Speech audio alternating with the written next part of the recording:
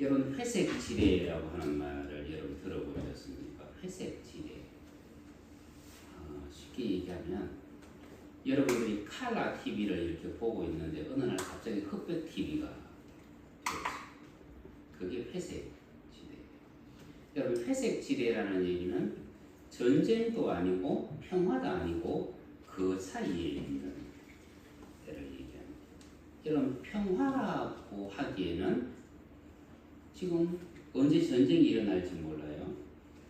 전쟁이라고 하기에는 이게 또 뭔가 애매모호한 뭔가가 있습니다. 항상 긴장을 해야 됩니다. 그것을 회색 지대라고 얘기하는데 또 요즘에 이제 회색 도시라고 하는 말이 등장했습니다. 회색 도시, 콘크리트 건물이 절비한 도시를 회색 도시라고 얘기를 합니다. 여러분 내가 그 도시 한가운데 있습니다. 사방을 둘러봐도 콘크리트 건물밖에 보이지 않습니다. 하늘이 열려 있음에도 불구하고 굉장히 답답합니다. 우리의 눈은 위를 향하는 것이 아니고 앞을 향하든지 바닥을 향해야 돼요. 앞에는 콘크리트 건물이 있습니다. 바닥은 아스팔트가 아니면 세멘트 도로가 이렇게 있습니다. 그 안에 있는 것이 답답하기 때문에 사람들이 쉬는 날만 되면 밖으로 나가요. 산으로 가고 강으로 가고 그리고 바다로 갑니다. 탈출하고 싶다는 얘기죠. 여러분 우리나라에 1980년도에 아마 제가 알기로 칼라 TV가 이제 칼라 방송이 시작되었습니다. 그때까지는 흑백이었습니다. 그죠? 흑백으로 있다가 칼라로 바뀌어지니까 이게 딴 세상에 온 것 같아요. 우리는 벌써 칼라 방송이 한 45년 동안 지금 익숙해졌어요. 여러분 다시 만약에 흑백으로 돌아간다 그러면 얼마나 답답할 것 같아요. 여러분 제 방에 지금 흑백이 하나 있습니다. 이 흑백이 뭐냐면 다른 거는 다 칼라가 돼요.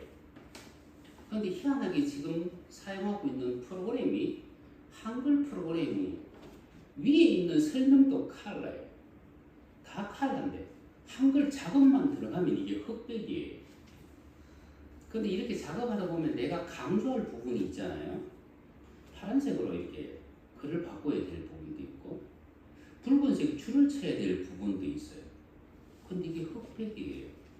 흑백이면 해놓고 난 뒤에 보면 이게 빨간색으로 내가 했는지 이게 여기는 주황색으로 내가 했는지 밑줄을 내가 파란색으로 했는지 검은색으로 했는지 구분이 안 돼요. 구분이 안 된다는 얘기는 무슨 얘기입니까? 나의 시선을 그가 받아들이지 못한다는 얘기예요. 여러분 회색 도시를 살아가고 있는 우리들은 그 회색 도시는 모든 더러운 것을 그대로 다 방치합니다. 근데 땅은요 모든 더러운 것을 다 흡수를 해요. 그 더러운 것을 다 정화시킵니다. 땅에다가 개가 똥을 누면 시간이 한참 지나고 나면 이것은요 영양분이 되어져 있어요. 근데 콘크리트 위에 떨어진 그 개똥은 오늘이 지나고 내일이 지나도 파리만 들끓고 있고 거기에 그 흔적이 그대로 다 남아 있습니다. 여러분 사람은 보고 듣고 접촉한 것을 담는다 그랬습니다. 우리는 땅을 보고 지금 살아가는 것이 아니고 회색 도시를 보고 살아가요. 회색 도시는 모든 것을 그냥 다 반사합니다. 다 반사합니다. 여러분 이것을 우리의 마음에 여러분들이 적용을 한번 해보시기 바랍니다. 우리는 하나님께서 우리를 흙으로 창조하셨음을 믿는 사람들입니다. 우리는 본질적으로 흙에서부터 출발했습니다. 흙에서 출발했기 때문에 우리는 우리 안에 떨어지는 좋은 것이 있다 그러면 그것은 더 좋은 것을 우리는 만들어야 돼요. 우리 안에 씨앗이 떨어지면 그것이 싹이 나고 줄기가 되어지고 꽃이 피고 열매가 맺도록 하는 것은 땅의 역할이에요. 우리 안에 좋지 못한 것이 떨어지면 그것을 정화시키는 것이 땅의 역할이라 그러면 우리는 그 정화시키는 역할도 해야 됩니다. 우리는 매일같이 안 좋은 소식을 접할 때가 있어요. 좋지 못한 것을 볼 때가 있습니다. 물론 좋은 것을 볼 때도 있습니다. 좋은 소식을 우리가 접할 때도 있습니다. 그 좋은 소식은 우리 안에서 더 좋은 소식이 되어져야 될 것이고 좋지 못한 소식은 우리 안에서 그것을 정화시킬 수 있어야만 돼요. 그래서 우리가 딴 걸 보면 참 많은 것을 배웁니다. 곡식을 자라게 하고 열매를 자라게 할 뿐만 아니라 자신들이 품고 있는 것, 금도, 은도, 각종 보석도, 각종 광물도 우리의 유익을 위해서 다 내어놓습니다. 그렇다면 그리스도 예수를 믿는 우리는요, 흙으로 지음받은 우리는 귀로 듣고 눈으로 보고 우리가 접촉하는 것을 통해서 들어온 모든 것을 정화시킬 수 있어야 됩니다. 그리고 그 정화된 그것을 우리의 몸 밖으로 보여줄 수 있어요. 그래서 솔로몬은 오늘 성전 건축을 다 한 후에 하나님의 영광이 그곳에 충만한 것을 봤습니다. 하나님의 약속을 받았습니다. 그리고 하나님 앞에 엎드려서 기도를 해요. 기도를 8장에서 쫙 하고 난 뒤에 일어서서 그곳에 모이는 족장들, 그곳에 모인 백성들을 축복합니다. 그 백성들을 축복하는 말에 가장 결론적인 부분이 오늘 61절 말씀이에요. 너희 마음을 우리 하나님 여호와께 온전히 바쳐라. 이 성전을 바치는 게 아니고 너희 마음을 바쳐라. 그리고 완전하게 해서 하나님의 법도를 행하라. 하나님의 계명을 지키라. 다시 말하면 하나님께서 너희 안에 역사하고 있느냐?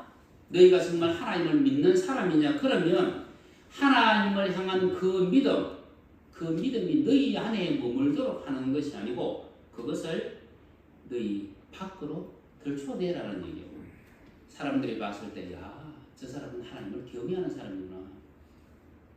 저 사람은 하나님을 예배하는 사람이구나. 저 사람 속에는 하나님이 살아 역사하는 사람이구나. 저 사람 속에는 어떤 더러운 것도 저 사람 안에는 존재하지 않는구나. 여러분, 땅이 더러운 것을 정화한다 그러면, 씨앗을 키워서 열매로 만들어낸다 그러면 오늘 흙으로 지음받은 우리 역시 그런 삶을 살아가야 됩니다. 하나님께서 예레미야에게 말씀하셨습니다. 예레미야에게 말씀하시기를 내가 너를 열방의 선지자로 세웠노라 라고 말씀을 하셨을 때에 예레미야는 이렇게 말합니다. 예레미야 1장 6절 주님 참 슬픕니다. 너를 열방의 선지자로 세웠다고 말씀하시는데 주님 참 슬픕니다. 나는 어린아이입니다. 나는 말할 줄 모릅니다. 그때 하나님 하신 말씀 1장 7절 말씀이세요. 너는 아이라 하지 말라. 너는 아이라 하지 말라. 너희의 속에 든 그것이 뭐냐는 얘기. 그것이 작은 씨앗일지라도 그것이 너무나 보잘것없는 것일지라도 나는 너를 통해서 일을 하고 싶다. 그래서 오늘 8절에서 하시는 말씀 너는 가고 너는 말하고 너는 두려워하지 말라. 여러분 아까 말씀드렸던 것처럼 우리는 매일 복잡한 문제에 접촉해요. 복잡한 문제에 접촉하다 보면 내가 그 문제에 눌려요. 내가 좋지 못한 소식이 내게 자꾸 들려와요. 그 좋지 못한 소식이 내게 들려왔을 때 내가 그것을 그대로 내 속에 가만히 놔둬. 아니면 그 소식을 내가 다시 누군가에게 이렇게 뱉어낸다 그러면 우리는 악을 감화시킨 사람이 됩니다. 여러분 우리가 하나님의 피조물이라면 우리 안에는 더러운 것을 정화시킬 수 있는 능력이 있습니다. 생명의 선한 것을 이 땅에 드러낼 수 있는 그 힘이 우리 안에는 있습니다. 왜냐하면 우리는 첫째는 땅으로 지음받은 존재고 두 번째는 만물을 창조하신 하나님의 능력이 우리 안에 있기 때문입니다. 사도 바울이 로마 교회에 편지를 했습니다. 로마 교회에 대하여 감사한 이유를 얘기합니다. 여러분 로마 교회는 사도들이 가서 복음을 전하기 전에 이미 교회가 세워진 교회예요. 로마에 있던 유대인들이 절기가 되어져서 예루살렘에 올라왔다가 예루살렘 사람들이 예수님을 믿고 복음을 믿는 것을 그들이 본 거예요. 다시 로마로 돌아가서 그들의 삶이 바뀌어져 버립니다. 그리고 자기들끼리 교회를 세웠어요. 여러분 이게 복음을 전해주는 사람이 없었음에도 불구하고 예루살렘에 올라갔다가 예수 믿는 사람들은 저러한 삶을 살아야 되는구나. 그래서 로마에 가서 정말 그렇게 삶을 살아버렸다네요. 주 예수를 믿으십시오 외친 것이 아니고 자기의 믿음을 증명해 보였다는 얘기입니다. 그래서 오늘 1장 8절에서 이렇게 말하죠. 먼저 내가 예수 그리스도로 말미암아 너희 모든 사람에 대하여 내 하나님께 감사함은 너희 믿음이 온 세상에 전파됨이니라. 이런 복음이 전파되어진 것이 아니고요. 믿음이 전파되어졌다고 얘기합니다. 믿음. 그래서 사도 바울은 히브리서 3장에 들어가면 3장 1절에서 이렇게 얘기합니다. 예수 그리스도가 누구냐? 예수 그리스도가 누구냐? 예수 그리스도는 믿는 도리의 사도이시다. 믿는 도리의 사도이시다는 얘기는 믿음의 도리를 다한 분이시라는 얘기입니다. 믿음의 도리를 다했대요. 여러분 우리가 믿음의 도리를 다한다 그러면 오늘날 우리의 이 시대가 어떤 시대가 되어졌을까요? 말라기 선지자로부터 마태복음까지 여러분 우리의 성경은 종이 한 장만 넘기면 돼요. 그런데 그 종이 한 장이 시간으로는 400년의 시간입니다. 말라기 선지자 때부터 예수님께서 이 땅에 오실 때까지 400년 동안을 암흑기라고 얘기해요. 선지자도 한 사람 없어요. 복음도 없어요. 어떤 서신도 없어요. 하나님의 말씀이 기록된 것이 하나도 없어요. 그런데 그 암흑 속에서 큰 별이 나타났습니다. 동방 박사들이 그것을 보고 따라온 거예요. 선지자도 없고 서신서도 없고 아무것도 없는 그 세상 속에 빛이 하나 있으니까 저 동방에서부터 박사들이 따라오잖아요. 그렇게 큰 빛으로 오셨던 예수님이 성천하신 후에 이 로마 도시는요 엄청난 악에 길들여 있던 도시, 모든 우상이 함께 함축되어져 있던 도시, 로마의 황제조차도 신으로 숭배받는 도시.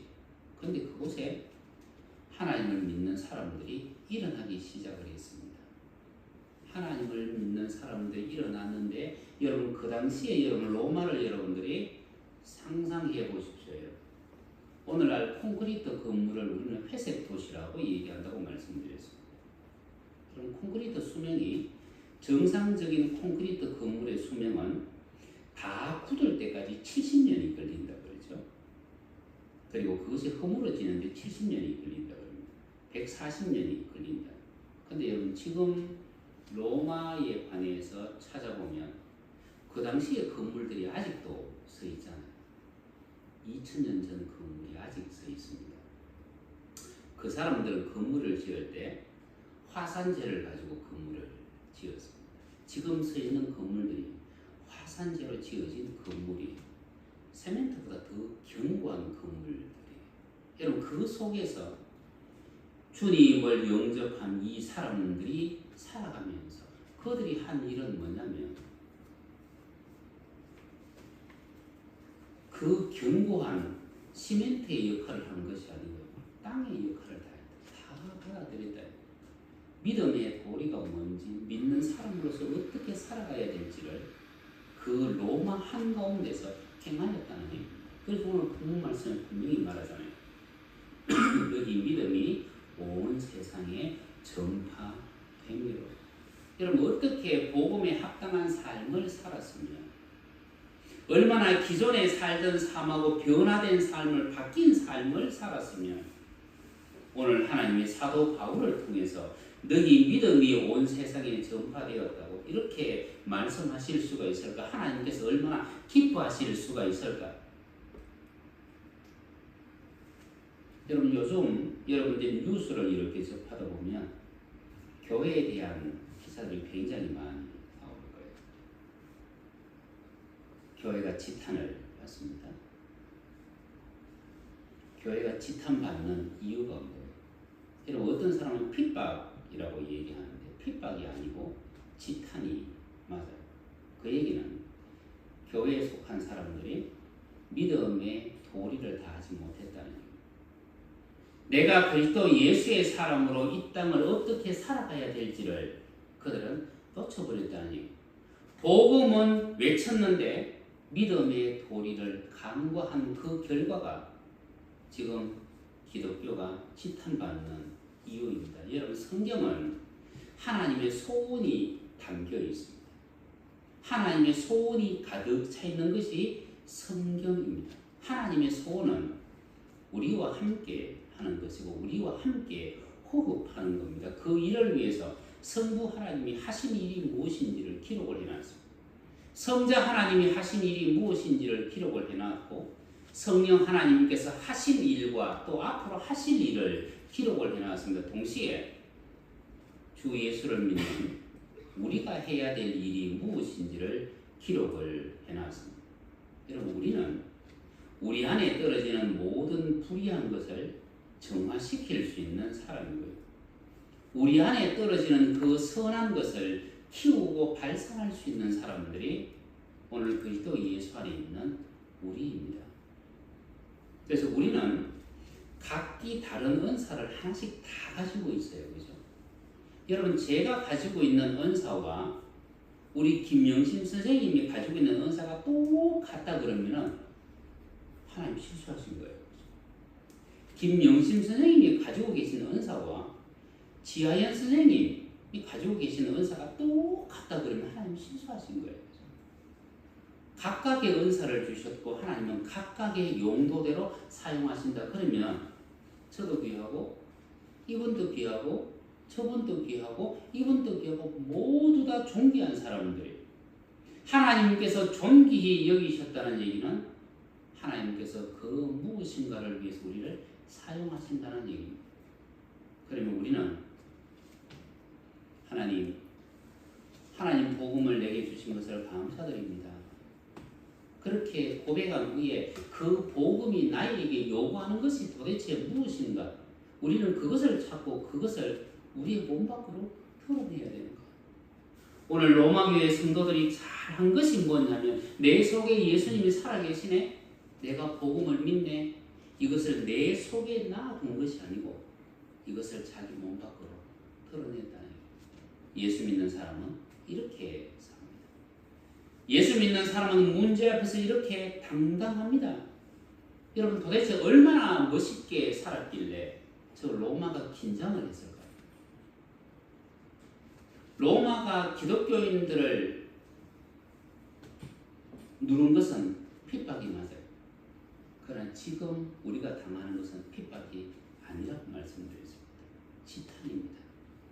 지탄받는다는 얘기는 우리가 잘못 살았다는 얘기.